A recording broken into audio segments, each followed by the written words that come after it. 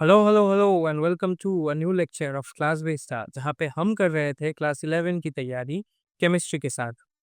आज तुम लोगों का एचएससीसी का फाइनल केमिस्ट्री वाला पेपर खत्म हो गया है और मैं आशा करता हूँ कि तुम सभी ने बहुत ही अच्छा एग्जाम दिया है, क्योंकि बहुत ही बहुत ही स्टैंडर्ड क्वेश्चन आया है इस बार। तो अगर तुम मेरे टेलीग्राम चैनल में ज्वाइन हो, उसके बारे में मैंने थोड़ा सा डिस्कस वहाँ पे भी मतलब एक मैसेज में के थ्रू किया है। तो अभी अच्छे से पूरा क्वेश्चन पेपर एनालिसिस करेंगे। तो बिना किसी देरी के चलो थोड़ा सा मैं बता देता हूँ कि इस बार का पेपर का डिफिकल्टी कैसा था। तो इस बार का पेपर मेनली पकड़ लो कि मॉडरेट था। ठीक है, मॉडरेट टू इजी ही था। बहुत ज़्यादा टफ नहीं था, लेकिन बहुत ज़्यादा इजी भी नहीं था। कुछ कुछ ही क्वेश्चंस है जो थोड़े से ट्रिकी आए हैं, कुछ कुछ जो कॉमन क्वेश्चंस में मतलब डायरेक्ट कॉमन क्वेश्चंस में से नहीं आए हैं। अगर तुमने क्लास विस्टा से ही पढ़ा है तो तुमने ऑलमोस्ट 80 प्लस तो तुम्हें डायरेक्ट क्वेश्चंस मिल गया होगा। 80 प्लस मार्क्स का तुम लोगों को डायरेक्ट क्वेश्चन मिला होगा। ठीक है, और अगर थोड़ा-सा अगर तुमने अच्छे से मन लगा के पढ़ा पढ़ा है क्लास विस्टा से ही, तो फिर तो 85 प्लस मार्क्स तो गारंटीड मैं आशा करता हूँ कि तुम लोगों ने सॉल्व करके आया होगा। और अगर तुम लोग थोड़ा-सा अच्छे से मतलब एनसीईआरटी को भी फॉलो करते होगे, मतलब ये सिर्फ़ यूट्यूब का लेक्चर्स पे ऊपर नहीं डिपेंडेंट हो, थोड़ा-सा एनसीईआरटी भी पढ़ा हो, तो 90 प्लस तो गारंटीड है। 90 प्लस गारंटीड है। ठीक है? मतलब मैं ये बोल रहा हूँ, मतलब प्रैक्टिकल्स का मार्क्स मिला के ही बोल रहा हूँ। मतलब प्रैक्टिकल में मैं ये पकड़ के चल रहा हूँ कि तुम लोगों को मैक्सिमम मार्क्स ही मिल गया। तो फिर तो 90 प्लस गारंटीड ले सकते हो। ठीक है? तो चलो अभी क्वेश्चन आंसर डायरेक्ट चलते हैं। फर्स्ट क्वेश्चन कुछ ऐसा था कि who was the first proponent of atomic theory? अभी first proponent of atomic theory is obviously John Dalton. Dalton's atomic theory से ही हम लोगों ने पूरा एटॉमिक थ्योरी वाला कॉन्सेप्ट आया था। डाल्टन, फिर थॉमसन, फिर रदरफोर्ड, फिर बोर, अभी तो क्वांटम मॉडल आ गया। ठीक है? तो एटॉमिक थ्योरी फर्स्ट किसने दिया था? जॉन डाल्टन ने। ठीक है? लेबोइज़र थोड़ा-सा कन्फ्यूजिंग लग सकता है, कौटिल्य तो ऑब्वियसली नहीं होगा, पता है तुम्हें, आचार्य गंध भी नहीं होगा। जॉन डाल्टन एंड लेबोइज़र में अगर कन्फ्यूजन होने से भी करेक्ट आंसर होगा John Dalton. Next is which of the following is not an example of elemental substance? अभी एलिमेंटल सब्सटेंस मतलब जो कि ना खुद सिर्फ अपने आप में ही है। सपोज़ सोडियम, सोडियम मतलब खुद Na है और कुछ नहीं है। हाइड्रोजन मतलब खुद खुद H है और कुछ नहीं है। ठीक है? अगर सोडियम क्लोराइड की बात करें तो यहाँ पे NaCl है। तो यहाँ पे Na भी है, Cl भी है, सोडियम भी है एंड क्लोराइड भी है। तो ये बन गया नॉट एन एलिमेंटल। ये करेक्ट आंसर होगा दिस वन, सोडियम क्लोराइड। ठीक है? Next question, which of the following is the correct symbol for the SI unit of time? Time का है तो second, second is the SI unit और उसका symbol is S, small S. ठीक है, तो ये होगा उसका आंसर। फिर next is scientific notation of 2.3। ये तो मैंने डायरेक्टली तुम लोगों को सिखाया था कि 2.32.508, 232.508 ऐसा है ना। तो पॉइंट किधर मूव कर रहा है? पॉइंट इधर मूव कर रहा है। कितना प्लेसेस मूव कर रहा है? एक प्लेस एंड दो प्लेस। तो 2.32508 2 प्लेसेस मूव कर रहा है तो 10 टू द पावर 2 हो जाएगा। ठीक है? 10 टू द पावर 2 हो जाएगा, इधर मूव कर रहा है तो। अगर इधर मूव कर रहा है तो 10 टू द पावर -2 हो जाएगा। ठीक है? याद रखना। तो ये आंसर होगा ये वाला, number B. Option B is the correct answer, 2.32508 into 10 to the power 2। Next is this question, the formula mass of NaCl। अभी यहाँ पे फॉर्मूला मास है, यहाँ पे ही थोड़ा सा ट्रिक लगाया है कि NaCl का तुम लोग डायरेक्ट मास तो निकाल सकते हो कि Na का कितना है। Na का इज 22 पॉइंट ऐसा मतलब 23 ऑलमोस्ट राइट, 22.99 ऐसा है।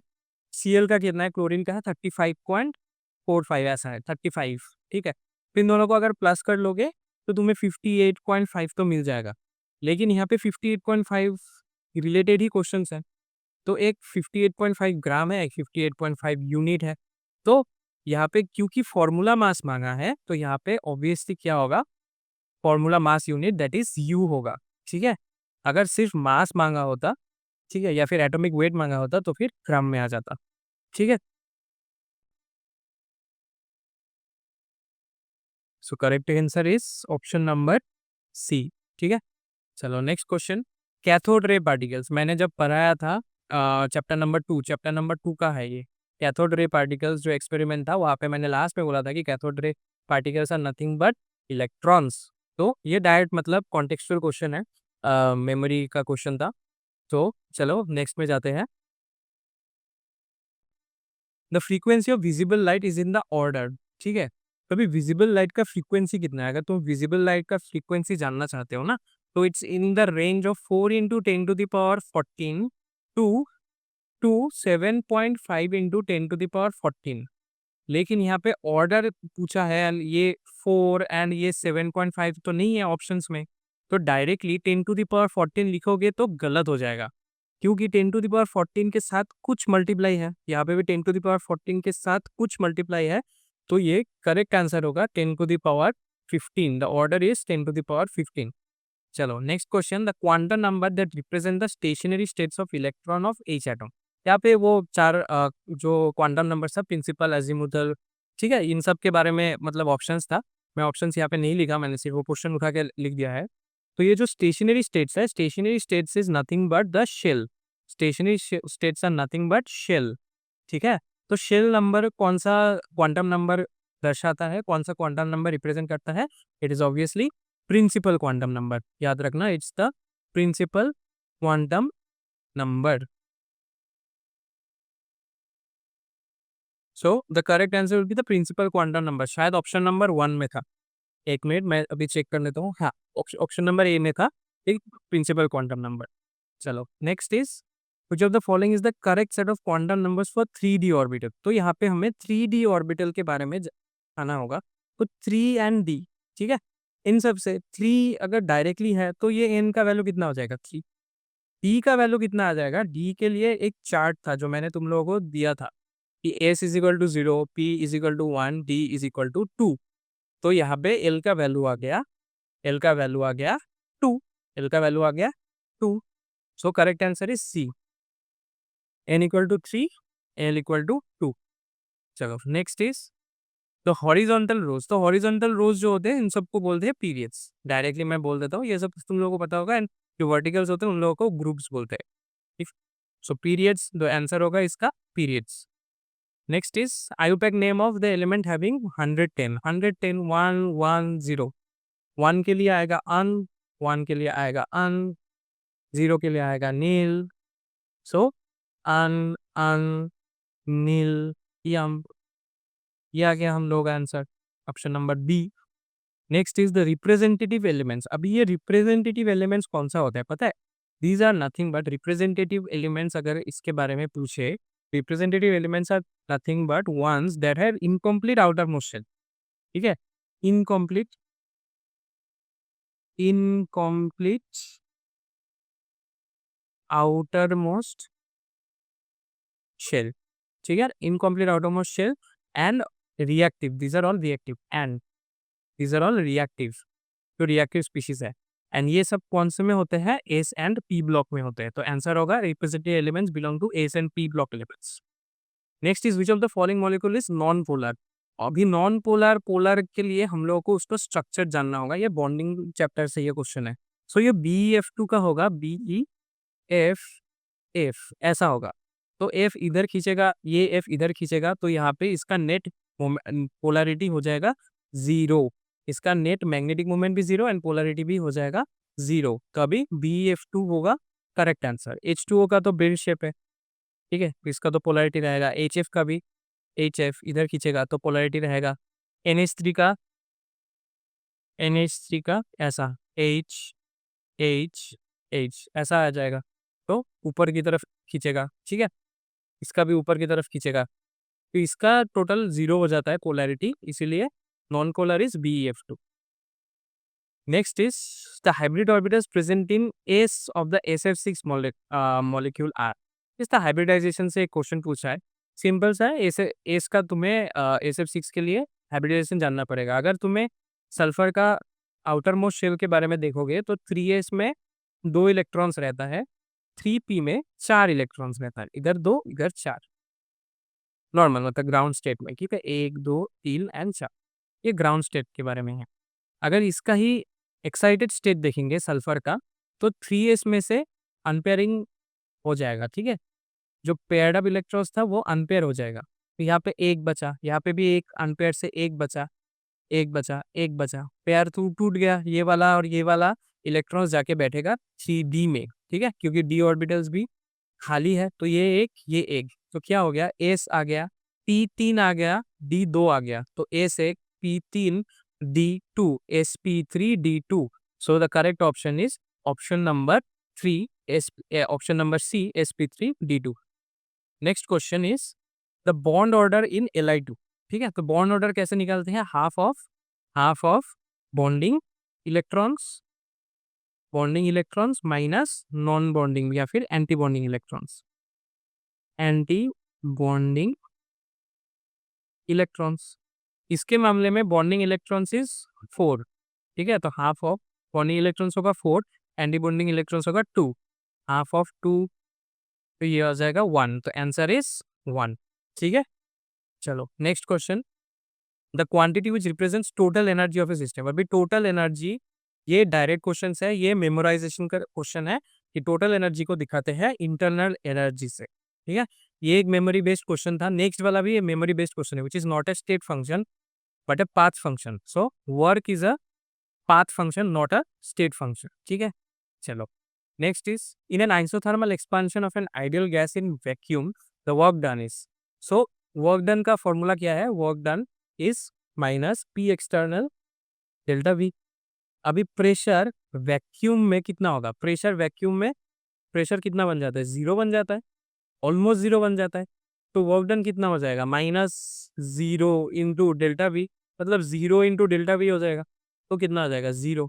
So answer will B zero. During the isothermal expansion of ideal gas in vacuum the work done is zero. Which of the following reactions is correct for spontaneous process. अभी spontaneous process होने के लिए याद रखना del G of the system should be less than zero, मतलब del G of the system should be negative. अगर negative होता है तभी ये स्पॉन्टेनियस हो जाएगा. ठीक है, तो ये भी एक मेमोरी बेस्ड क्वेश्चन ही है. थर्मोडायनेमिक्स चैप्टर जब मैंने पढ़ाया है वहाँ पे मैंने डायरेक्टली बोला था स्पॉन्टेनिटी वाला कंडीशंस जितना भी होता है. Next is identify the correct situation. ये भी मेमोरी बेस्ड क्वेश्चन था. इसका आंसर होगा ये, del G is equal to minus R T L N K, या फिर इसका भी -2.303 आर टी लॉग के, ऐसा भी लिख सकता है आंसर में, कभी कभार दे सकता है. अगर तुम लोग अभी मतलब नेक्स्ट ईयर ये देख रहे हो 2026 के एग्जाम के पहले ये एनालिसिस वीडियो देख रहे हो, तो तभी तुम लोगों का इतना भी ऐसे भी आ सकता है, लेकिन करेक्ट ऑप्शन होगा option number A. Next is which of the following statement is true for an equilibrium state. यहाँ पे मतलब चार ऑप्शंस था, जगह के लिए मैंने पूरा मतलब ये क्वेश्चन का ऑप्शंस नहीं दिया. ऑप्शन होगा एक्चुअली आंसर में डी. ठीक है, equilibrium reactions are dynamic in nature. Equilibrium reactions are dynamic in nature, ये होगा करेक्ट आंसर. ठीक है, ये होगा करेक्ट आंसर. एक ऑप्शन था कि equilibrium is possible only in an open system, वो अगर क्लोज सिस्टम रहता तो वो करेक्ट हो जाता. ठीक है, ऑप्शन नंबर ए जो था. नेक्स्ट एक ऑप्शन था कि at equilibrium rate of forward may not be, अगर मे नॉट भी नहीं होता, दोनों ही इक्वल होता है. ठीक है, फिर नेक्स्ट था solid vapour equilibrium is not possible in a close container, ये भी गलत है, it is possible in a close container. फिर equilibrium reactions are dynamic nature, this is correct. ठीक है, क्योंकि रेट मतलब बढ़ता जा रहा है, रेट बढ़ता जा रहा है, ऐसा नहीं है कि पूरा स्टॉप ही हो गया. ठीक है, डायनामिक पोजीशन में है. Next is the conjugate base of H2PO4. ये तो सिंपल है, ये मैंने पढ़ाया था तुम लोगों को कॉन्जुगेट एसिड बेस पेयर में, कि अगर कॉन्जुगेट बेस जानना है तो एक हाइड्रोजन निकालो, एक हाइड्रोजन निकालो, एक नेगेटिव चार्ज ऐड करो. ठीक है, तो यहाँ से H2PO4 से एक हाइड्रोजन निकाल दो, क्या बचेगा, HPO4. एक नेगेटिव है और एक नेगेटिव जोड़ दोगे तो 2 नेगेटिव बन जाएगा, तो HPO4 2 नेगेटिव, ये होगा correct answer. Next is the pH of NH4Cl. अब ये NH4Cl क्या है, NH4Cl इज वीकली एसिडिक, मतलब थोड़ा सा एसिडिक है. थोड़ा सा अगर एसिडिक होगा, अगर फुल न्यूट्रल होगा तो 7 आ जाता, अगर फुल मतलब जीरो तो होगा ही नहीं, 1 से शुरू होता है. ठीक है, तो थोड़ा सा एसिडिक है तो लेस देन 7 होगा, 7 से थोड़ा कम, तो B is the correct option, less than 7. Which of the following is not an example of redox reaction. सिर्फ तुम्हें ये देखना है कि ऑक्सीडेशन और रिडक्शन एक साथ हो रहा है कि नहीं. इसमें अगर देखोगे कि H2S से H2O है तो ऑक्सीडेशन मतलब जुड़ गया, ऑक्सीडेशन इसमें ऑक्सीजन जुड़ गया, H2S से हाइड्रोजन निकल गया, तो यहाँ पे रेडॉक्स तो हो रहा है, यहाँ पे रेडॉक्स हो रहा है, रेडॉक्स हो रहा है। फिर H2SO4 टू NaOH में भी सेम ही है कि H का अदला बदली हो रहा है, तो इधर भी रेडॉक्स हो रहा है। इसमें तो सिर्फ सॉलिड से लिक्विड फेज में आ गया, तो इसमें तो फेज चेंज है, तो इसमें भी रेडॉक्स हो रहा है। लेकिन इधर देखोगे तो सिर्फ रिडक्शन हो रहा है, कोई भी ऑक्सीडेशन नहीं हो रहा है, तो करेक्ट आंसर होगा यहाँ पे, क्योंकि यहाँ पे तुम ऑक्सीजन ही नहीं देख पा रहे हो। देख पा रहे हो क्या कहीं कहीं पे ऑक्सीजन नहीं देख पा रहे हैं ना? तो ऐसा ही है कि कोई भी ऑक्सीजन ही नहीं है इसमें, इसमें रेडॉक्स रिएक्शन हो नहीं रहा है, सिर्फ रिडक्शन हो रहा है, no oxidation, so is not an example of redox reaction. Next question is the first synthesized organic compound is, obviously इसका आंसर है यूरिया। ठीक है, टाइटल बुक से है, मेमोरी बेस्ड क्वेश्चन है। The number of sigma and pi bonds present in, इसको लिखने के लिए सिंपल सा चीज करना है कि तुम्हें ये जो डायग्राम है इसको बना लेना है, और जितना भी सिंगल बॉन्ड्स है उधर में से क्या करना है, CH देन CH3, ऐसा है। जितना भी सिंगल बॉन्ड्स है उधर में से एक एक पाई बॉन्ड मतलब एक एक सिग्मा बॉन्ड का मतलब काउंट कर लो। ये एक सिग्मा बॉन्ड इज 2, यहाँ पे एक 3, यहाँ पे एक 4, यहाँ पे एक 5, यहाँ पे एक 6, 7, 8 एंड 9। So sigma is 9। अभी पाई कौन सा होगा, जो डबल बॉन्ड में जो नेक्स्ट बॉन्ड होगा, ये एक एंड ये एक, तो दो है पाई बॉन्ड। मतलब एक डबल बॉन्ड अगर रहेगा तो ऊपर मतलब एक होगा सिग्मा, एक होगा पाई। अगर ट्रिपल बॉन्ड रहेगा तो एक सिग्मा दो पाई, ठीक, ऐसा होता है ना। तो इधर तो डबल बॉन्ड ही है, तो डबल बॉन्ड में से एक एक तो काउंट कर लिया हम लोगों ने सिग्मा में, तो पाई में कितना बचा, दो बचा। So sigma is 9, pi is 2, so the correct answer is option number D, sigma is 9, pi is 2। Next is the IUPAC name of the following compound, ये तो डायरेक्ट मैंने कल ही बताया था, हम लोगों को कल के लेक्चर में ही मैंने इसके बारे में बताया था कि एक तो आयोपेक नेम आएगा, सिंपल सा ही आएगा, रिंग वाला आ सकता है, तो ये हो जाएगा, इसका आंसर होगा प्रोपाइल, ये वाला रिंग 1 2 3, सो प्रोपाइल। फिर 1 2 3 4 5 एंड 6 हेक्सेन, क्योंकि रिंग में है तो इसलिए cyclo, so the correct answer is propyl cyclohexane, option number A. Next is ये वाला CH3O C3H7 C2H5O C2H5, simple सा है, क्या दिया है कि यहाँ पे एक चेन है, यहाँ पे और एक चेन है। अभी इस चेन में कार्बन का एटम्स मतलब थोड़ा अदल बदल हो गया, यहाँ से एक कार्बन लेस हो गया, हाइड्रोजन लेस हो गया, यहाँ पे ऐड हो गया, तो यहाँ पे ऐड हो गया, C2H पे बन गया दोनों ही। तो this is an example of metamerism. Chain isomerism तो नहीं होगा, चेन फॉर्मेशन नहीं हो रहा, फंक्शनल ग्रुप भी चेंज नहीं हो रहा, सेम ही है, ऑक्सीजन ही है, पोजिशन भी चेंज नहीं हो गया, तो ये हो गया मेटामरिज्म। ठीक है, चलो next is paper chromatography is the type of partition chromatography, क्योंकि पेपर क्रोमेटोग्राफी में अगर एक मिक्सचर रहेगा, उन सबको हम लोग उसके सब्स्टिट्यूएंट जो कंपोनेंट्स है उन सब में चेंज कर सकते हैं।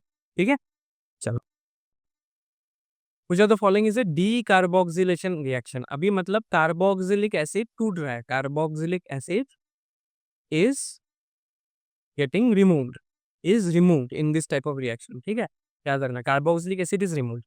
तो अभी तुम लोग ये सब जितना भी एग्जांपल्स देखोगे तो एक भी कार्बोक्सिलिक एसिड डायरेक्टली नहीं मिलेगा, लेकिन अगर ऑप्शन नंबर 3 को देखोगे तो यहाँ पे एक sodium salt of carboxylic acid है, मतलब कहीं ना कहीं तो CH3COOH था, जहाँ पे एक सोडियम ने क्या किया, इस हाइड्रोजन को सब्स्टिट्यूट कर दिया, तो बन गया CH3COONA, ऐसा बन गया।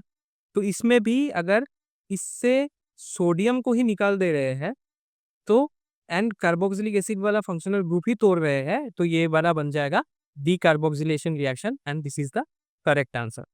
ठीक है, चलो next is order of rate of reaction of alkenes with halogens.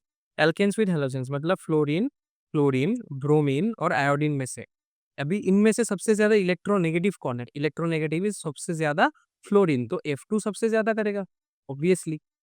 Next अगर क्लोरीन ब्रोमीन में से कौन ज्यादा करेगा, क्लोरीन ज्यादा करेगा, ठीक है, क्योंकि बल्कि कम है।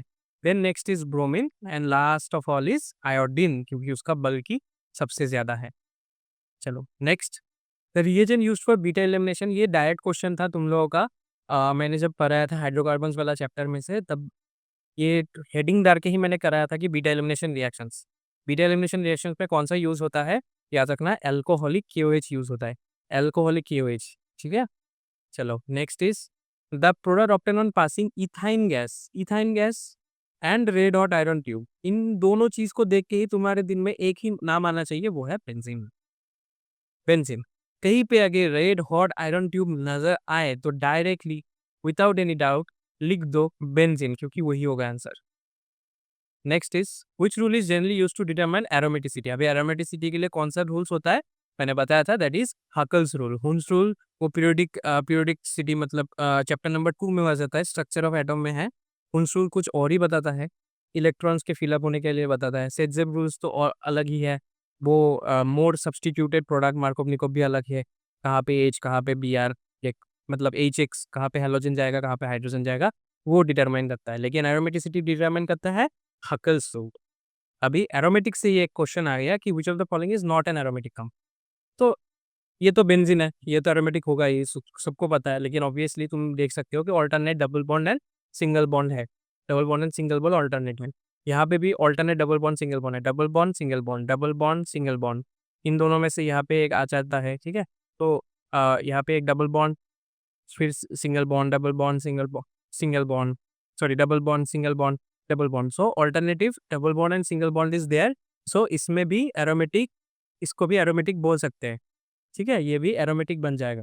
नेक्स्ट इज इधर भी एरोमेटिक हो सकता है, क्योंकि डबल बॉन्ड सिंगल बॉन्ड, लेकिन फिर यहाँ पे सिंगल बॉन्ड होने से बाद भी यहाँ पे एक आयोनिक चार्ज है ना, नेगेटिव चार्ज है, इसके लिए ये इलेक्ट्रॉन को ले सकता है, मतलब ये डबल बॉन्ड तोड़ने के बाद भी इलेक्ट्रॉन को डीलोकलाइज कर सकता है।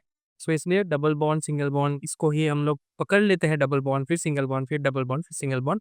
यहाँ पे भी alternate double bond and single bond है, इसलिए ये एरोमेटिक हो गया। लेकिन इधर में यहाँ पे कोई चार्ज नहीं है, पॉजिटिव चार्ज भी नहीं है, नेगेटिव चार्ज भी नहीं है, तो कुछ नहीं होने से यहाँ पे दो एक के बाद एक साइमल्टेनियस सिंगल बॉन्ड्स गिर जा रहे हैं, तो ये हो जाएगा एंटी एरोमेटिक होता है ये एक्चुअली, ठीक है, दिस इज एंटी एरोमेटिक।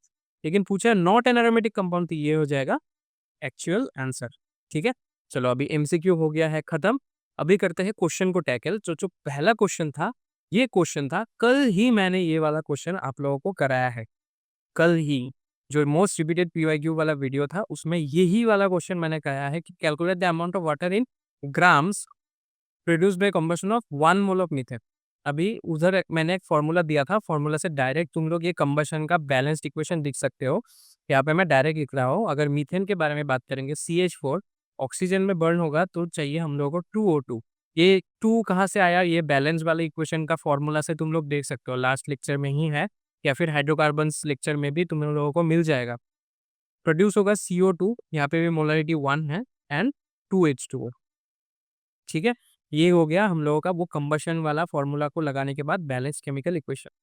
अभी देख सकते हो कि तुम अगर 1 मोल ऑफ CH4 बर्न कर रहे हो तो तुम्हें 1 मोल ऑफ CO2 प्रोड्यूस हो रहा है। तो यहाँ पे हम लोगों को मिला ही है 1 मोल, तो 1 मोल बर्न करने से 1 मोल CO2 बन रहा है, ठीक है। ओ सॉरी, नहीं, हम लोगों को चाहिए वाटर, वाटर चाहिए ना, तो 1 मोल CH4 बर्न करने से 2 मोल ऑफ वाटर बन रहा है, तो 2 मोल्स ऑफ वाटर बन रहा है। 2 मोल्स मतलब कितना है, ग्राम में अगर करोगे तो वाटर का एटॉमिक मास ऐड करना पड़ेगा, मतलब मल्टीप्लाई करना पड़ेगा। Atomic mass of H2O, atomic mass of H2O is nothing but 2 and 16, तो 18 हो जाएगा, तो ये हो जाएगा 36 ग्राम। खत्म, ये आंसर है 36 ग्राम। कल ही मैंने ये मैथ्स कराया तुम लोगों को। नेक्स्ट इज मोलारिटी वाला, ये भी मैंने कल बताया था, फॉर्मूला भी तुम लोगों को पता है। वर्किंग जो फॉर्मूला है molarity is nothing but given mass by molar mass into 1000 by weight in मतलब वॉल्यूम, ठीक है, वॉल्यूम ऑफ वाटर। तो गिवन मास यहाँ पे कितना है, 2 ग्राम, मतलब 2 पकड़ लो, ठीक है। Given mass is 2। Molar mass of NaOH, NaOH का molar mass of NaOH is 40, ठीक है। तो यहाँ पे बच गया है 40, ये बन बैठ गया 1000। वॉल्यूम कितना दिया है, 250 ml ऑफ वाटर, तो यहाँ से कैंसिल आउट कर सकते हो, 0 0, 25 4 जा 100, 4 10, 2 डिवाइडेड बाई 10 इज 0.2 मोल, ठीक है। तो मोलरिटी यहाँ पे कितना आ जाएगा, 0.2। Next is write down the conclusions drawn from Rutherford scattering experiment. ये तो मैंने डायरेक्टली, ये तो याद करने वाला क्वेश्चन है, रट्टा मारने वाला क्वेश्चन है। फिर भी तुम लोगों को मैंने कॉन्सेप्ट भी दे दिया था कि रदरफोर्ड के जो एक्सपेरिमेंट था उसके बाद ये पता चला कि most of the space around the nucleus is empty.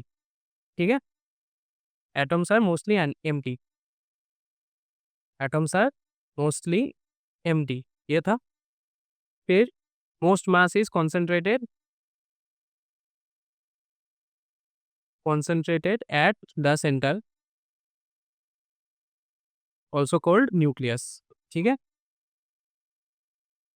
Electrons या फिर नेगेटिवली चार्ज पार्टिकल्स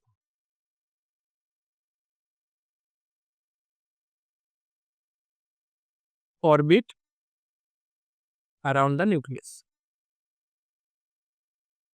ये तीन अगर तुम लोगों ने कंक्लूजन लिख के आए हो या इन तीन से रिलेटेड कुछ भी लिख के बना के आए हो तो वो करेक्ट हो जाएगा। ठीक है, these are the conclusion drawn from Rutherford's experiment. Next is draw the Lewis electron loss structure of the following molecule. CO2, CO2 का कैसा होगा? सी, ऑक्सीजन, ऑक्सीजन, 1 2 3 4, 1 2 3 4, ये हो गया CO2 का, ऐसा हो जाएगा। और C2H4 का कैसा होगा? C2H4, मतलब यहाँ पे एक H, यहाँ पे एक H, यहाँ पे एक H, यहाँ पे एक H, खत्म। नहीं है यहाँ पे कोई अनपेयर्ड इलेक्ट्रॉन्स नहीं है तो दिखाने की भी ज़रूरत नहीं है। Next is express the change in internal energy of a system when W amount of work is done by the system. Work is done by the system, क्योंकि work is done by the system है, यहाँ पे W is equal to negative होगा। ठीक है, W is negative, तो change in internal energy del U कितना बन जाएगा? Q माइनस डब्ल्यू, मतलब Q प्लस माइनस डब्ल्यू, तो Q माइनस डब्ल्यू डायरेक्ट लिख दिया। What type of system it would be? It would be a close system. ठीक है, it would be a close system,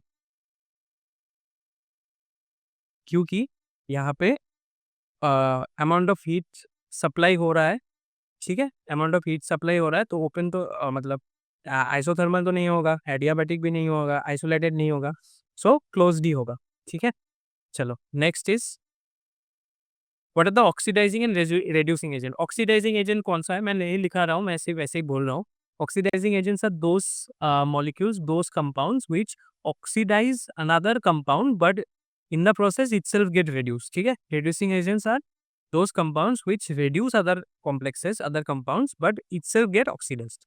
तो यहाँ पे ऑक्सीडाइजिंग एंड रेड्यूसिंग एजेंट्स पूछा है, तो जो रिएक्शन दिया है 2Na plus Cl2 turns into 2NaCl। अगर यहाँ पे तुम लोग ऑक्सीडेशन नंबर निकालोगे तो ऑब्वियसली यहाँ पे आइसोलेटेड है तो यहाँ पे 0 हो जाएगा, क्लोरीन का भी 0। यहाँ पे क्योंकि NaCl है तो Cl is obviously -1, Na is +1। तो यहाँ पे देखो 0 से +1 बन रहा है, मतलब ऑक्सीडेशन हो रहा है। ठीक है, एंड क्लोरीन से 0 से -1 बन रहा है, तो ये रिड्यूस हो रहा है। ठीक है, रिडक्शन हो गया, इसका ऑक्सीडेशन हो रहा है, इसका रिडक्शन हो रहा है। Narrator explain why the intense blue color of copper nitrate solution is reduced when a zinc rod is placed in the solution. Give necessary chemical reaction। Simple है, ये तो क्लास 9 में भी तुम लोग पढ़ चुके होंगे कि डिस्प्लेसमेंट रिएक्शन होता है। क्या होता है? डिस्प्लेसमेंट रिएक्शन होता है। डिस्प्लेसमेंट रिएक्शन होता है। कौन सा displacement reaction? Copper nitrate already रहता है, CuNO3 ट्वाइस रहता है ऑलरेडी, उसमें अगर तुम जिंक दे दोगे तो जिंक क्या करेगा? कॉपर को डिस्प्लेस कर देगा। अगर रिएक्शन का क्यूबिक चाहिए, उसका necessary chemical reaction Zn plus CuNO3 twice turns into ZnNO3 twice plus Cu। ठीक है, यहाँ पे ब्लू कलर इज डिसकलर्ड, मतलब ये जो ब्लू कलर रहेगा उसका कॉपर नाइट्रेट का, ये डिसकलर हो जाएगा। Next question, write the structural formula of butane 2 one. Butane 2 one, ब्यूट चाहिए तो हम लोग डायरेक्ट सी सी सी सी 4 कार्बन दे देते हैं। अभी एन है तो मतलब सब सिंगल बॉन्ड है, सब सिंगल बॉन्ड। 2 में ON ही है तो 2 में ON दे देते हैं। अभी हाइड्रोजन फिलअप करते हैं, यहाँ पे 1 है, 2 3 4, यहाँ पे 1 2 3 4 फिलअप हो गया, यहाँ पे 1 2 3 4, यहाँ पे 1 2 3। फिर हाइड्रोजन को फिलअप करो, hydrogen hydrogen hydrogen hydrogen hydrogen hydrogen hydrogen, खत्म। ये one example of electrophile. Positive charge species लिख दो, कोई भी पॉजिटिव चार्ज स्पीशीज लिख दो। पॉजिटिव चार्ज क्या क्या हो सकता है? पॉजिटिव चार्ज में H पॉजिटिव दे दो, ठीक है, NO2 पॉजिटिव दे दो, एसेट्रा एसेट्रा कोई भी दे सकते हो। अगर न्यूट्रल वाला इलेक्ट्रोफाइल्स याद नहीं है तो पॉजिटिवली चार्ज कोई भी इलेक्ट्रोफाइल्स दे दो, एक ही है, सिर्फ एग्जाम्पल ही देना है ना, करेक्ट ही होगा। What are isotopes and isobars? Isotopes are those, isotopes कौन सा है? Isotopes are same atomic number, different mass number.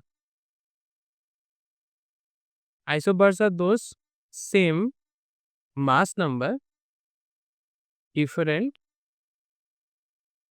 atomic number। ठीक है, तो एग्जाम्पल दे देते हैं। एग्जाम्पल क्या है?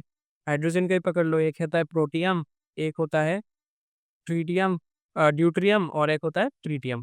ठीक है, इसका अगर आइसोबार का एग्जाम्पल चाहिए, आइसोबार का example is 1840 argon, 1940 potassium and 2040 calcium. सबका ही 40 है मास नंबर, लेकिन एटॉमिक नंबर आर डिफरेंट। यहाँ पे 1 1 1 atomic number is same but mass number is different. चलो, next is define electronegativity. Electronegativity is nothing. Electronegativity क्या है वो चैप्टर नंबर 3 में हम लोगों ने पढ़ा था। इलेक्ट्रोनेगेटिविटी इज नथिंग बट एक इलेक्ट्रॉन्स को खींचने की उसकी क्षमता, मतलब the ability to pull an electron, to attract an electron is nothing but its electronegativity. ठीक है, in general how does electronegativity vary, मतलब ट्रेंड पूछा है। इलेक्ट्रोनेगेटिविटी का ट्रेंड कैसा था कि जब left to right across a period जाएगा तब उसका इलेक्ट्रोनेगेटिविटी इंक्रीज हो जाएगा एंड टॉप टू बॉटम अगर वो जाएगा तब वो डिक्रीज हो जाएगा। ठीक है, तब वो डिक्रीज हो जाएगा electronegativity. Next question is draw the resonance structures of, draw the resonance structure of O3, ozone molecules. Ozone molecules का रेजोनेंस स्ट्रक्चर कैसा होता है? ऑक्सीजन पॉजिटिव चार्ज यहाँ पे 1 2 3 4, यहाँ पे 1 2 3 4 5 6, एक negative charge similar to oxygen positive charge, यहाँ पे नेगेटिव चार्ज, डबल बॉन्डेड हो। ठीक है, और इन सब का अगर रेजोनेटिंग स्ट्रक्चर देखोगे तो it is kind of like this, double bond partial double bonds. ठीक है, तो resonance structures of O3 molecules are this three. Show how pi bond is formed by overlapping of atomic orbitals. ये तो पहले सीखे हो, पाई ऑर्बिटल से draw करना है, अगर हेड ऑन कोलिजन होगा ऐसा और ऐसा हो जाएगा तब ये सिग्मा ऑर्बिटल्स बन जाएगा। अब क्योंकि पाई चाहिए तो साइडवेज ओवरलैपिंग होगा। ठीक है, साइडवेज ओवरलैपिंग, ये एंड ये हो गया। Next is write the molecular electronic configuration of MO, electronic configuration of O2। ठीक है, इसका होगा जब मैंने ये वाला कराया था ना ऑक्सीजन मॉलिक्यूल का मॉलिक्यूलर ऑर्बिटल डायग्राम, तभी मैंने बोला था कि ऑक्सीजन और नाइट्रोजन का देख के जाना, उनमें से एक तो आएगा ही। तो ये आ गया, देखो ऑक्सीजन का आ गया। तो इलेक्ट्रॉनिक कॉन्फ़िगरेशन क्या था? सिग्मा 1s2, सिग्मा 1s2, फिर सिग्मा स्टार 1s2, फिर sigma 2s2, sigma star 2s2, फिर सिग्मा 2pz2, फिर पाई 2px2 equal to pi 2py2, फिर इसके बाद ही मतलब, हाँ, pi star 2px1, 2px1 and pi star 2py1। ये है उसका इलेक्ट्रॉनिक कॉन्फ़िगरेशन। ठीक है, electronic configuration of O2 molecule, molecular orbital theory के अकॉर्डिंगली। ये मैंने तब भी बताया था, अब देखो आ ही गया है इसमें। Next is define spontaneity of a process. ठीक है, स्पॉन्टेनिटी ऑफ ए प्रोसेस, ये जो है ये थर्मोडायनेमिक्स का क्वेश्चन है। इसका मीनिंग होता है कि कोई प्रोसेस, ठीक है, अगर कोई process process which happens without any external, मतलब external factor to the system. ठीक है, बाहर से किसी चीज उसको जरूरत नहीं है, वो अपने आप ही, मतलब एक प्रोसेस अगर होना शुरू हो गया है, सपोज एक रिएक्शन है जिसको तुम किसी कुछ कुछ देने की जरूरत नहीं है, सिर्फ तुम रख दो उस रिएक्शन को, कोई हीट देने की जरूरत नहीं है, कोई स्टर करने की जरूरत नहीं है, सिर्फ अगर तुम रख दोगे तो फिर भी अगर वो मतलब रिएक्ट होना शुरू हो जाएगा तब उसको बोलेंगे कि स्पॉन्टेनियस प्रोसेस। ठीक है? अगर तुम सपोज़ इसका एक एग्ज़ाम्पल है कि अगर तुम वो जो पत्थर वाला चूना मिलता है ना, कैल्शियम कार्बोनेट, उसको अगर तुम लोग ऐसे ही पानी में सिर्फ दे के रख दोगे, कोई भी हीट देने की ज़रूरत नहीं, कुछ नहीं देना, स्टर भी नहीं करने की ज़रूरत है, सिर्फ रख दोगे, वो रिएक्ट करना शुरू हो जाएगा, कैल्शियम हाइड्रॉक्साइड बनाना शुरू हो जाएगा। ठीक है? Next is for the reaction 2A + B turns into C, del H इतना, डेल S इतना, calculate the temperature with the reaction will be equilibrium. अभी इसके लिए हम लोगों को वो गिब्स फ्री एनर्जी का फॉर्मूला देना पड़ेगा। वी नो कि del G is equal to del H minus T del S। ठीक है? अभी कैलकुलेट द टेम्परेचर चाहिए तो टेम्परेचर को एक साइड ले लेते हैं। तो क्या आ जाएगा del H minus del G into 1/डेल S ऐसा आ जाएगा। ठीक है? अभी क्योंकि इक्विलिब्रियम है, क्या पूछा है? इक्विलिब्रियम पूछा है ना? इक्विलिब्रियम पूछा है, टेम्परेचर पूछा है, तो टेम्परेचर को एक साइड कर लिया। अगर इक्विलिब्रियम है, इक्विलिब्रियम में क्या हो जाता है? G 0 बन जाता है। तो यहाँ पे क्या बचता है? डेल H, यहाँ पे क्या बचता है? 1/डेल S। Since del G is equal to 0 at equilibrium. ठीक है? तो डेल H का वैल्यू पुट करो, डेल H का वैल्यू है 400।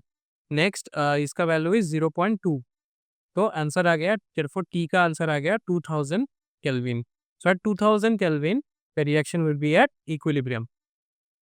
Next is for the reaction AA plus BB turns into CC plus DD at T Kelvin, KP equal to KC RT। हाँ, ये वाला रिएक्शन मैंने कल के लेक्चर में ही मैंने वो दिखाया था, तब जाके मैंने थोड़ा-सा गलती कर दिया है, जो मैंने कमेंट सेक्शन में डाल दिया है, पिन्ड कमेंट्स में सबको मिल जाएगा कि वो क्या मैंने गलती किया है। लेकिन इसका डेरिवेशन भी उस लेक्चर में भी मैंने बताया था कि इक्विलिब्रियम के फर्स्ट लेक्चर के दिन ही मैंने ये वाला रिएक्शन करा दिया है, मतलब डेरिवेशन करा दिया है। फिर भी अगर देखना है तो अगर ये वाला रिएक्शन के लिए ही हम लोग केपी लिखेंगे, सॉरी केसी लिखेंगे, तो केसी कैसा होगा? C⁻C मतलब प्रोडक्ट्स, पहले प्रोडक्ट्स का लिखेंगे और अगर केपी लिखेंगे it will be partial pressure of C, partial pressure of D, partial pressure of A, partial pressure of B. ठीक है? अभी क्योंकि हम लोगों को पता है कि P A is nothing but A R D. ठीक है? Next P B is P R D, P C is C R D and P D is D R D. क्यों क्यों क्यों क्यों पता है ना ये वाला?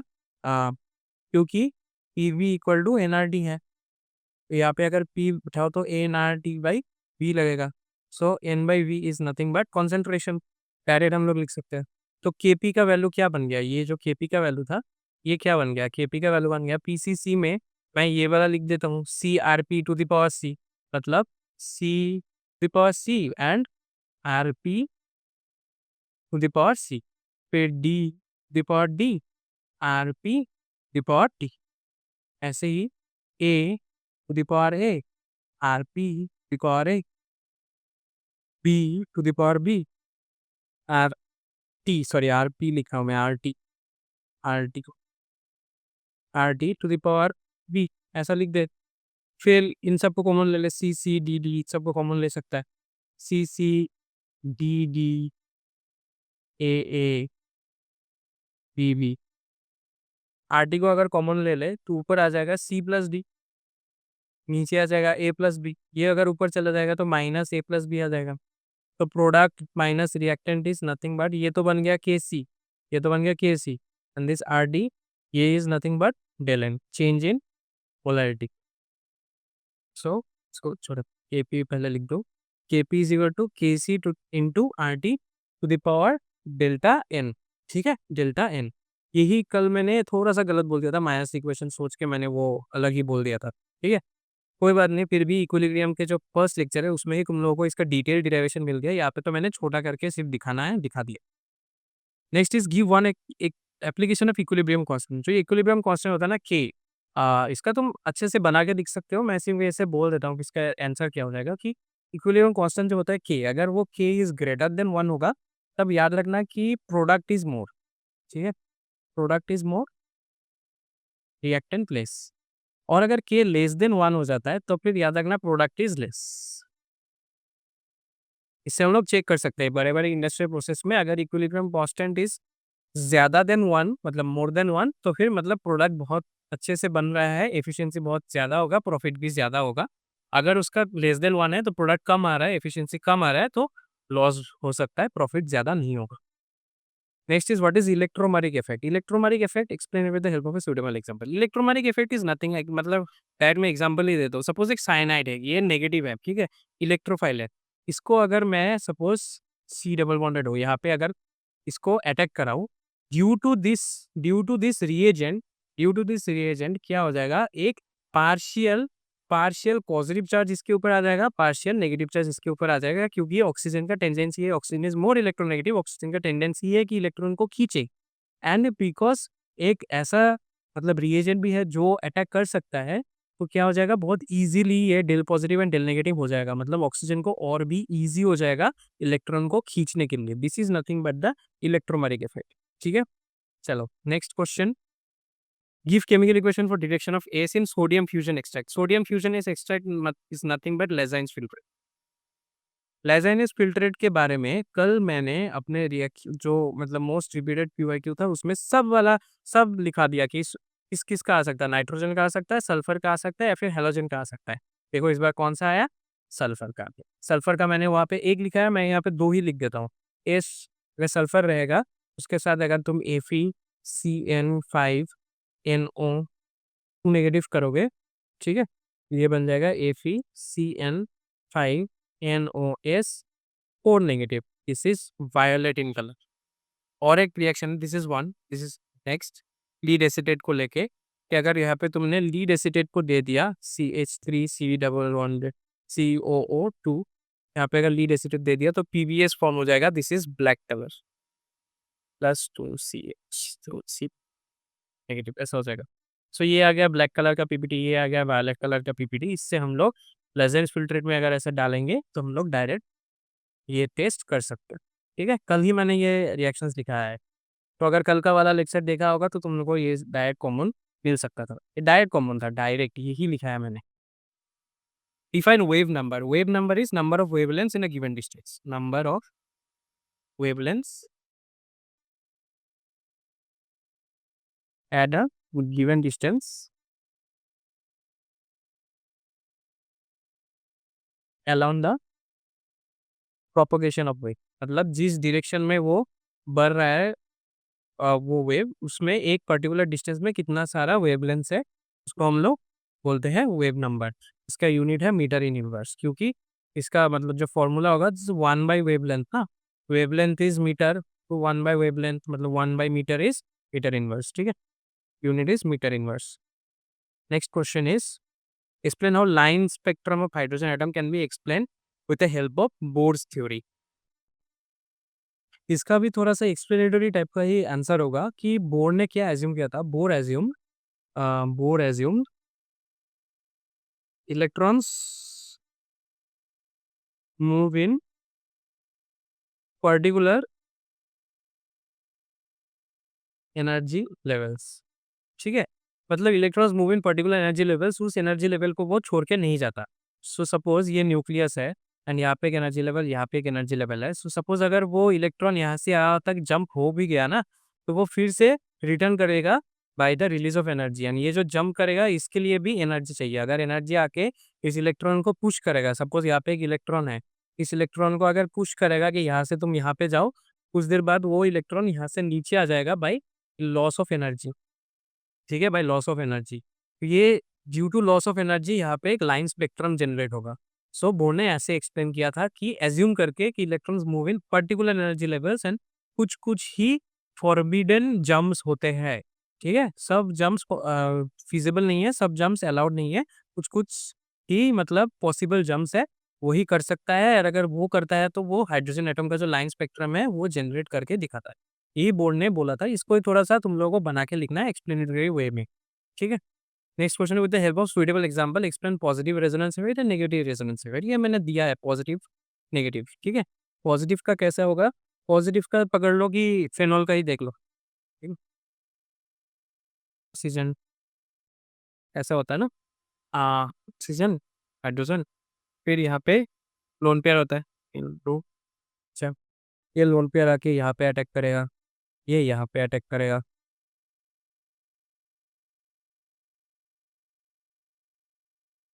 चलो मैं इधर ड्रॉ कर दूँ, इस तरफ ड्रॉ कर देता हूँ, ईज़ी होगा घुमाने के लिए, उन लोगों को भी समझ आ जाए।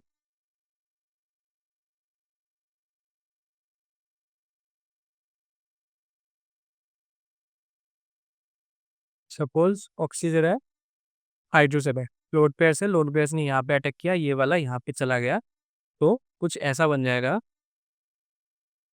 कि ये double bond OH with a positive charge and यहाँ पे नेगेटिव चार्ज यहाँ पे आ गया एंड यहाँ पे सो नेक्स्ट इज़ ये यहाँ पे आ गया, ये यहाँ पे चला गया, तो कुछ ऐसा बन जाएगा। चलो मैं येलो से लिख देता हूँ, ओके रेड से अच्छे से समझ नहीं आएगा तुम।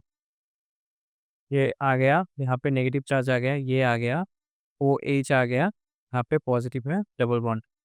नेक्स्ट इज़ ये यहाँ पे चला जाता है, ये यहाँ पे आ जाता है। तो ये टूटने के बाद यहाँ पे था, यहाँ पे था, यहाँ पे था, फिर यहाँ पे नेगेटिव चार्ज आ गया, यहाँ पे OH पॉजिटिव डबल बॉन्ड।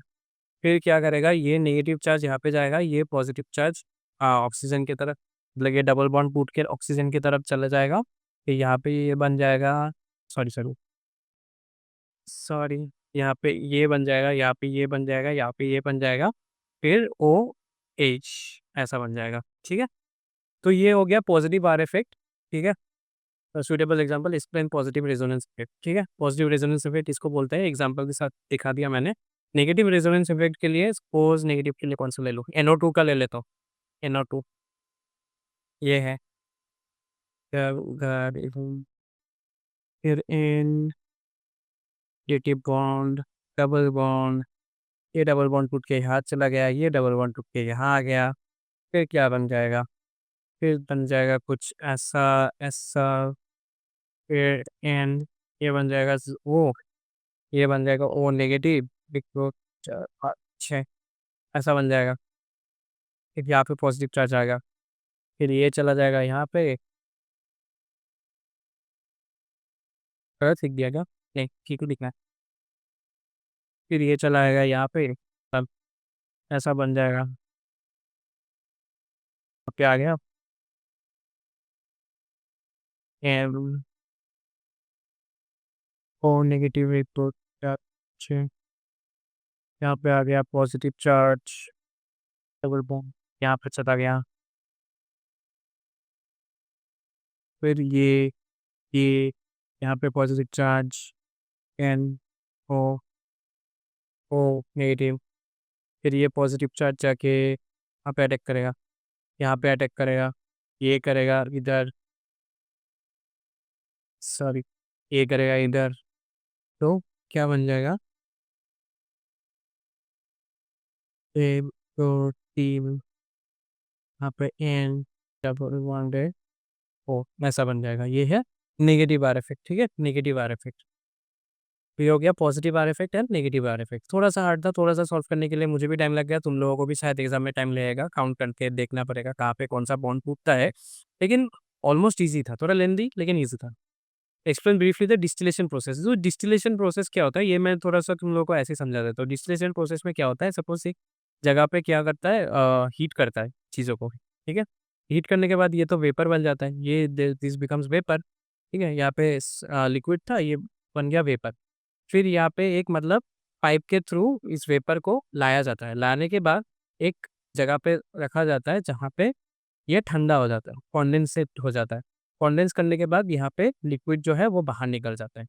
मतलब ये जो गैस था, ये गैस आके ट्रेवल किया, फिर ठंडा हो गया गैस, ठंडा होने के बाद ये लिक्विड में हो गया, फिर लिक्विड जो बाहर निकल गया। अभी था तो लिक्विड, फिर से सेपरेट किया लिक्विड, लेकिन कौन सा लिक्विड सेपरेट किया, जो ज़्यादा वॉलेटाइल है, जो ज़्यादा मतलब बहुत ईजिली ही स्टीम में कन्वर्ट हो जाता है, वो पहले डिस्टिल आउट हो जाएगा। फिर कुछ देर बाद जो उससे थोड़ा कम वॉलेटाइल है, वो डिस्टिल आउट हो जाएगा। लास्ट में जो डिस्टिल आउट होगा, लास्ट में जो निकलेगा वो बहुत ही मतलब, या फिर लास्ट में जो बचा रहेगा वो बहुत ही कम वॉलेटाइल है, वो ज़्यादा ही स्टेबल है। तो जो स्टेबल होगा वो नीचे बच जाएगा। ठीक है, ये है डिस्टिलेशन प्रोसेस का। इसको ही तुम लोगों को थोड़ा वर्ड में लिखना है, एक्सप्लेनेटरी वे में लिखना है। नेक्स्ट इज रहता है chemical equation for Wurtz reaction. ये मैंने कल ही करवाया था, Wurtz Fittig and Wurtz Fittig, इन तीनों में मैंने बार बार बोला था कि इसका रिएक्शन आएगा आएगा आएगा। देखो आ ही गया। इसका भी क्या था, 2RX मतलब एक अल्काइल हैलाइड, अल्काइल हैलाइड जो भी हो, ठीक है। उसके साथ अगर तुम सोडियम को दे दोगे in dry ether, in dry ether conditions, तो बन जाएगा RR, ये R और एक R जॉइन हो जाएगा, प्लस 2NaX। अगर मैं बात करूँ 2CH3Cl, अगर इसके बारे में बात करूँ, साथ में 2Na अगर ड्राई एथर दे दिया तो बन जाएगा CH3CH3 प्लस 2NaCl, ऐसा बन जाएगा। ये एक एग्जाम्पल, या this is nothing but Wurtz reaction. Next is ये वाला एक रिएक्शन कंप्लीट करने के लिए दिया है, ये थोड़ा सा टफ है, लेकिन उतना भी टफ नहीं है। एनहाइड्रस Cl3 यानी Cl को देखने के बाद बहुत सारे लोग फ्रीडल क्राफ्ट एल्काइलेशन के बारे में सोचेंगे, लेकिन यहाँ पे फ्रीडल क्राफ्ट एल्काइलेशन नहीं होगा, क्योंकि यहाँ पे कोई भी नेगेटिव चार्ज, मतलब ऐसा नहीं है कि कोई हेलोजन एटम्स प्रेजेंट है, हेलोजन एटम को सब्सटीट्यूट करेंगे, ऐसा तो नहीं है। यहाँ पे ऑलरेडी CH3 है, कोई भी ऐसा कोई हेलोजन एटम नहीं है, कोई भी ज़्यादा इलेक्ट्रोनेगेटिव एटम नहीं है। तो यहाँ पे क्या हो जाएगा, यहाँ पे ब्रांचिंग जैसा हो जाएगा, ब्रांचिंग आइसोमर क्रिएट होगा। कौन सा 2 ऑप्शंस होगा, ठीक है, 2 ऑप्शंस होगा, देख ही सकते हो यहाँ पे 2 ऑप्शन का जगह है। वो 2 ऑप्शन कौन सा होगा, एक होगा ऐसा CH3, फिर CH2 4 बार है ना, तो 3 बार लिख दो कि CH है, सपोज CH2 है, CH2 है, CH2 है, और लास्ट में और एक CH3 दे दो। तो यहाँ में से 4 में से 3 बचा ना, तो और एक को मतलब पोजीशन घुमा फिरा के देखना पड़ेगा। सपोज मैंने इस पोजीशन में अगर लगा दिया, इस पोजीशन में अगर लगा दिया CH3 को, तो ये बन जाएगा। प्लस अगर नेक्स्ट इस पोजीशन में अगर लगाऊंगा, मैं इस पोजीशन में अगर लगाऊंगा, तो भी ये भी बन जाएगा, इस CH3, CH2, CH, फिर CH3, CH2, CH3, ये भी एक बन गया। थर्ड अगर इधर में लगाऊंगा, इधर अगर लगाऊंगा, तो फर्स्ट वाला जैसे ही बन जाएगा। तो जो 2 प्रोडक्ट हम लोगों को पूछा है, तो ये है एंड ये है, ठीक है। Next question is identify A and B in the following reaction. So ये क्या है, ओजोनोलाइसिस वाला क्वेश्चन है, ओजोनोलाइसिस डायरेक्ट क्वेश्चन था, मैंने यही वाला क्वेश्चन कराया था क्लास में, कि अगर CH2 है, H H H ऐसा अगर है, उसके साथ अगर ओजोन जुड़ गया, कुछ ऐसा बन जाएगा, CH एंड एक ऑक्सीजन, फिर CH एंड एक ऑक्सीजन, फिर एक ऑक्सीजन, ऐसा होगा। फिर उसके बाद अगर तुम यहाँ पे जिंक दे दोगे, जिंक एंड H2O, तो क्या हो जाएगा, ऐसे टूटेगा, ये एक टूट जाएगा एंड ये दूसरा टूट जाएगा। ये अगर टूट गया तो क्या बन जाएगा, HCHO, ये अगर टूट गया तो क्या बन जाएगा, HCHO। यहाँ पे डायरेक्टली लिख सकते हो 2HCHO, डायरेक्ट भी लिख सकते हो। तो ये हो गया तुम लोगों का लास्ट जो क्वेश्चन था, यही लास्ट क्वेश्चन था। मैं एक बार चेक कर लेता हूँ, ये लास्ट क्वेश्चन था कि नहीं। हाँ, ये लिखा दिया, ये करा दिया, ये भी करा दिया, हाँ खत्म हो गया। यही तुम लोगों का लास्ट क्वेश्चन था। तो देख ही सकते हो, ज़्यादा टाइम ही नहीं लगा मुझे सॉल्व करने के लिए। चलो मान लिया कि तुम लोगों को पहली बार ये फाइनल एग्जाम दे रहे हो, 11 का फाइनल एग्जाम है, तो थोड़ा सा मेंटली प्रेशर में भी रहोगे, लेकिन उतना भी हार्ड नहीं था, ईजी ही था ऑलमोस्ट क्वेश्चन। 90% तो कॉमन ही था, जो अगर क्लास विस्टा से तुम लोगों ने पढ़ा होगा, तो तुम लोगों को तो कॉमन आया ही होगा। तो चलो, ये था एनालिसिस वीडियो, यहाँ पे तुम लोगों को हर सॉल्यूशन मिल जाएगा।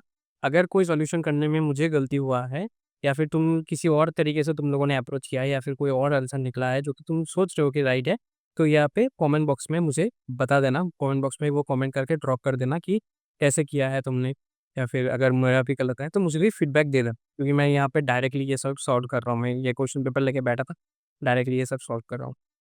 चलो, अभी आज के लिए थैंक यू। मैं आशा करता हूँ कि तुम लोगों का एग्ज़ाम बहुत अच्छा गया है, तुम लोगों ने बहुत अच्छे तरीके से एग्ज़ाम दे दिया है। ये एनालिसिस वीडियो देख के तुम लोग भी थोड़ा-सा परेशानी से बाहर निकल चुके हो कि हाँ, ये तो हो गया है। इस एनालिसिस वीडियो का भी पीडीएफ तुम लोगों को टेलीग्राम चैनल में मिल जाएगा, जो कि तुम लोगों को अब तक तो पता हो ही चुका होगा कि टेलीग्राम चैनल जो है, उसका नाम है, टेलीग्राम चैनल जो है, उसका नाम है क्या? Class Vista chemistry.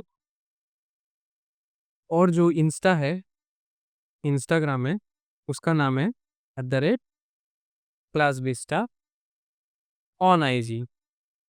और जो फेसबुक है उसका नाम है सिर्फ क्लास विस्टा। तो क्लास 12 में भी अगर तुम लोग क्लास विस्टा से ही पढ़ रहे हो तो जुड़े रहो क्लास विस्टा से। अभी एग्ज़ाम के बाद क्लास 12 का भी केमिस्ट्री वाला पोर्शन शुरू होगा, फिजिक्स वाला भी पोर्शन, फिजिक्स जो जितना भी पोर्शन होगा वो भी शुरू होने वाला है क्लास 12 का। तो जुड़े रहो, हमसे बने रहो। चैनल को सब्सक्राइब कर देना। ये वीडियो अगर अच्छा लगा है एनालिसिस वाला तो लाइक कर देना, शेयर कर देना अपने एचएससीसी वाले फ्रेंड्स के साथ जिनका आज एग्ज़ाम हो गया। वो लोग भी थोड़े परेशानी में होंगे, उन लोगों को भी बताओ कि हाँ, तुम लोगों ने भी अच्छा एग्ज़ाम दिया है। ऐसा करके बता दो। ठीक है, चलो अभी और सब्सक्राइब कर देना क्योंकि बहुत सारे नए वीडियोज़ आने वाले हैं। इन द मीन टाइम हम लोग नीट और जेईई फोकस भी थोड़ा-सा न्यूमेरिकल्स वाला पोर्शन भी कराएँगे। एंड उसके बाद हम लोग फिर से बोर्ड्स वाला पोर्शन भी कंप्लीट फिर से कवर करेंगे। 12 वाला पोर्शन फिर से कवर होगा। जो नए बच्चे होंगे उन लोगों के लिए 11 वाला पोर्शन हो जाएगा। तो बने रहो, सब्सक्राइब करो और मैं मिलता हूँ फिर से किसी नए वीडियो में। तब तक के लिए बाय बाय और बाकी का एग्ज़ाम भी अच्छे से दे दो।